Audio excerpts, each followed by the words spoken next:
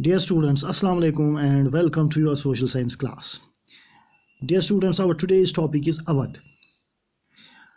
Well, Burhanul Mulk Saadat Khan was appointed as Subedar of Awadh in 1722 and founded a state which was one of the most important to emerge out of the breakup of the Mughal Empire.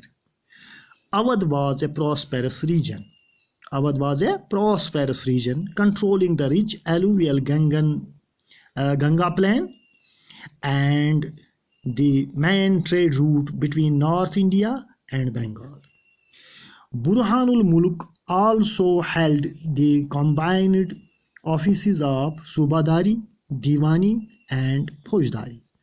In other words, he was responsible for managing the political, financial and military affairs of the province of Awadh.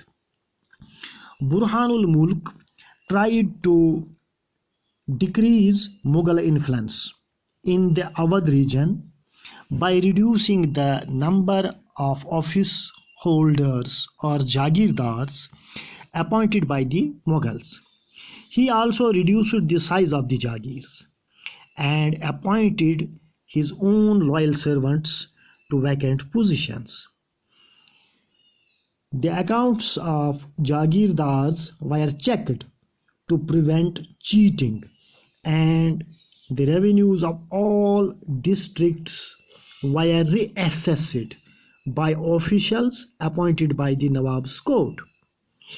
He seized a number of Rajput zimindaris and the agriculturally fertile lands of the Afghans of Rohilkhand. The state depended on local bankers and Mahajans for loans. It sold the right to collect taxes to the highest bidders. These revenue farmers or ijaradars agreed to pay the state a fixed sum of money. Local bankers guaranteed the payment of this contracted amount to the state. In turn, the revenue farmers were given considerable freedom in the assessment and collection of taxes. These developments allowed new social groups like moneylenders and bankers to influence the management of the state's revenue system, something which had not occurred in the past. Dear students, जो बुरहानुल मुल्क सादत खान था, इसको appoint किया गया था अवध का सूबेदार 1722 ईस्वी में, और इन्होंने अवध की स्टेट को इसकी बुनियाद डाली. ये एक अहम तरीन जो सूबा है उस के तौर पर ये वजूद में आया मुग़ल सल्तनत के ब्रेकअप के बाद. जब मुग़ल सल्तनत का टूट फूट का शिकार हुई तो अवध एक अहम सूबे के तौर पर उभरा, एक अहम रियासत के तौर पर उभरा. अवध एक प्रॉस्पेरस रीजन था. It was a prosperous region controlling the rich alluvial Ganga plain and the main trade route between north India and Bengal. तो ये जो अवध था ये मुश्तमिल था जो ज़रखेज़ इलाका था गंगा मैदान का, उस वो इलाका इसी में पड़ता था अवध में, अवध की रियासत में. और यहाँ से जो रूट गुज़रता था नॉर्थ इंडिया से बंगाल की तरफ, तो वो भी इसी इलाके में से होके गुज़रता था. बुरहानुल मुल्क जो थे वो सूबेदारी, दीवानी और फौजदारी ये तीनों महकमे अपने पास रखते थे, और इस तरह से वो हर किस्म का जो इख्तियार था वो उसने अपने पास रखा था. In other words we can say he was responsible for managing the political, financial and military affairs of the province of Awadh. यानी वहाँ के जो सियासी, माली और फौजी मामला थे वो इस सूबे के सारे मामलात बुरहानुल मुल्क ने अपने पास रखे थे और इनकी जिम्मेदारी उसकी अपनी थी. तो बुरहानुल मुल्क जो है उन्होंने ट्राई की उन्होंने कोशिश की कि मुग़ल इन्फ्लुएंस को कम से कम किया जाए अवध में। तो इस को कम करने के लिए उसने बहुत सारे जो जागीरदार मुगलों ने वहाँ पे अपॉइंट किए थे उनको उसने वहाँ पे उनको हटा दिया या उनकी तादाद को रिड्यूस किया, कम किया। और जो बाकी जागीरदार रह गए उनकी जो जागीरें थी उनका साइज़ भी कम कर दिया, उनकी जागीरें छीन ली और उनके पास बहुत थोड़ी जागीरें रहने दी। तो और जो वहाँ पे जो वैकेंट पोस्ट्स हो गए, जो पोजीशंस खाली हो गई, उन पोजीशंस पे उसने अपने वफादार आदमियों को अपॉइंट किया।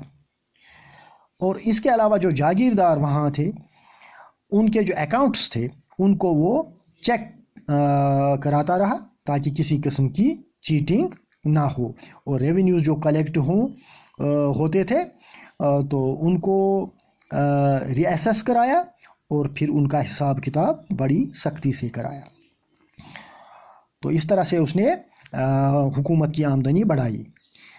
ही also seized a number of Rajput जिम्मेदारीज, जो राजपूत जिम्मेदारी थी वहाँ पे राजपूतों की जागीरें थी, बहुत सी जागीरों को उसने सीज किया। और वहाँ पे जो रोहिल खंड में अफ़गानों को जो ज़मीनें दी गई थी एग्रीकल्चरली फर्टाइल लैंड्स, ज़राती तौर पर वो ज़रखेज़ जो ज़मीनें थी वो अफ़गानों को दी गई थी वहाँ पे, उन्होंने वो भी उनसे छीन ली, वो इलाका उनसे छीन लिया, रोहिल खंड का इलाका। तो इस तरह से उसने अपनी स्टेट की, अपनी इस प्रोविंस की आमदनी को बढ़ाया। तो अपनी उनकी जो स्टेट थी that depended on local bankers and mahajans for loans, वो लोकल बैंकर्स और महाजनों से लोन लेते थे, कर्जा लेते थे और उसके बदले में उनको टैक्स कलेक्ट करने की वो का हक देते थे। तो यानी महाजन जो थे बाद में लोगों से टैक्स वसूल करके अपना लोन वसूल करते थे, अपना कर्जा जो था वो चुकाते थे।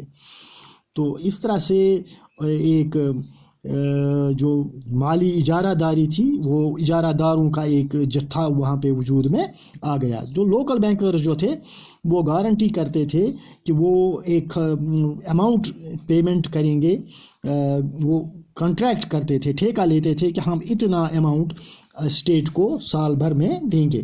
तो वो कॉन्ट्रैक्ट की बुनियाद पर स्टेट को कुछ अमाउंट देते थे, उसके बदले में वो बाद में फार्मर्स से रेवेन्यू कलेक्ट करते थे।